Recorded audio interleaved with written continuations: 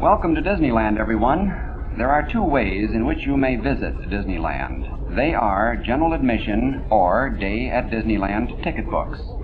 Now, general admission to Disneyland is 50 cents for children under 12, 75 cents for junior and senior high school students, servicemen in uniform, and members of the clergy, and $1 for adults. Children under 3 years of age are admitted free to the park. General admission gives you access to everything in Disneyland. You may roam through all of the lands and enjoy all of the many free attractions.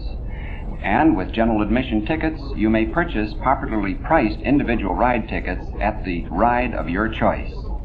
If you have quite a bit of time to spend with us, we suggest you take advantage of the value offered by the Day at Disneyland ticket book. These ticket books are available at the 5 white booths in the center right here at the main entrance.